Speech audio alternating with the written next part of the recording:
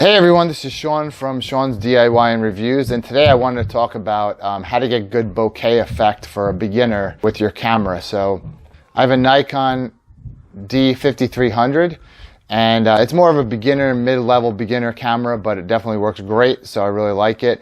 And just want to talk about how you can get that effect, the blurred effect that you'll see in this picture that I'm showing here.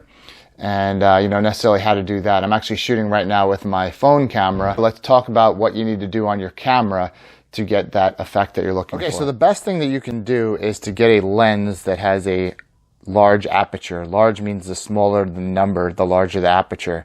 And that means the hole in the lens, like how big the front of that hole can be.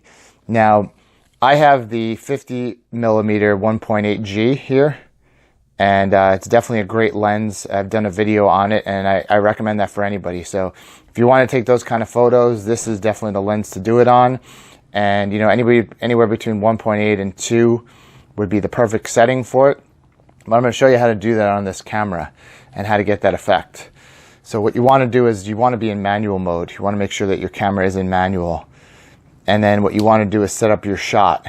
And so the important part about this, but what you want to do is make sure that the, like say the f-stop, which is your aperture, that's 2.2 here. So I could always make it 2 or 1.8. It can go as low as 1.8. And so that's open as much as 1.8. The larger that number, the smaller the hole in the lens, which lets less light in. Now the other thing that's important is to have your subject as close to you as possible while having the background as far away from them as possible. That's what's going to give you the best blur effect. So you want to play around with that a little bit, but generally you're going to get, like I say, you're going to get the person as close to this camera as you can and still have them framed properly, meaning there's not that much headroom, but a little bit of headroom on top of the lens. And also you're going to have them so that the parts that you want to see of them are in the right place.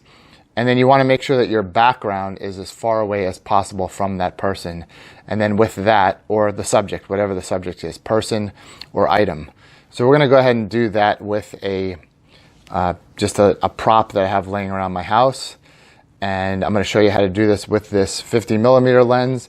And then I'm going to even try it with the kit lens. Now again, it's going to be much harder with that, but we'll try that as well. So here is a simple bicycle pump that I just put in the frame just to take a picture, and then I hit my little focus button here to focus in on that item.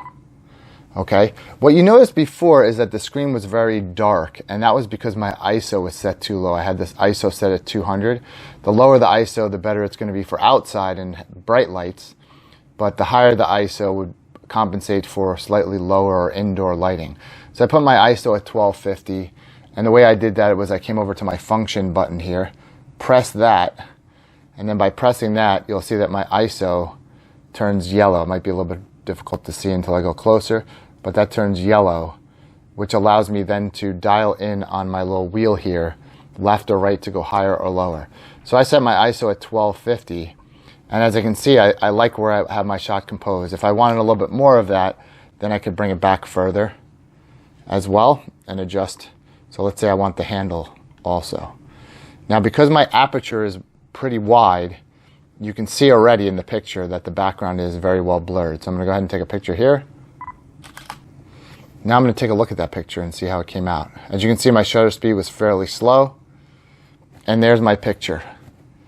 So I like how that came out. I like that background blur. It's very good. If I want it to be a little bit more blurry, what I could do is open up the aperture a little bit more, and that would make it a little bit more blurry. So now we're going to try this with the kit lens and see what we get. Okay, now I have my kit lens on there, which is my 18 to 55mm lens. Now the reason why it's going to be a little bit more difficult to get good bokeh or bokeh, however you want to pronounce it, with this lens is that you're going to see that the aperture is only 3.5 to 5.6, which means the hole in the front of the camera, instead of being, let's say, like this, starts at this and goes even smaller and smaller and smaller. So the smaller that is, the much more difficult it's going to be to get that good quality effect in the back. But let's give it a shot.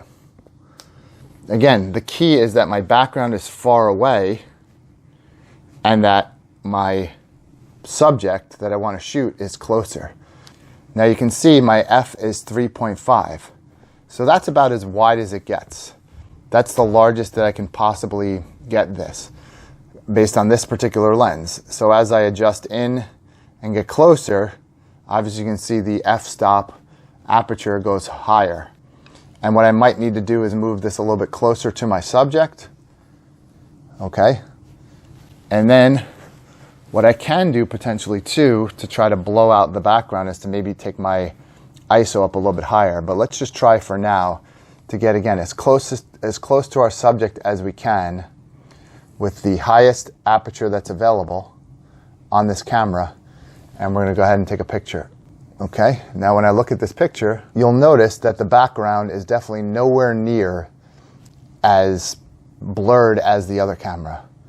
So there's not that much I can do based on that, but I can make a few adjustments. What I did before was I moved the camera closer, but I should really bring in the subject closer to me so it's further and further from the background. So let's do that. And when I did that, again, I bumped my ISO up significantly. I also left my shutter speed at the same, and I'm going to bring the subject closer to the camera lens, which I just did. Now I'm going to go ahead and take this shot. And as you can see, my background is definitely much more blurred out than it was before.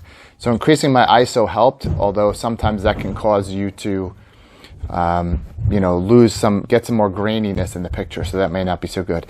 So take a look at these pictures I have here. The one with the 50mm lens, the one with, and the other ones here with the stock lens. And as you can see, you can get that bokeh effect if you do it right. Let me know what your thoughts are. Thanks so much for watching, and we'll check you out in the next video.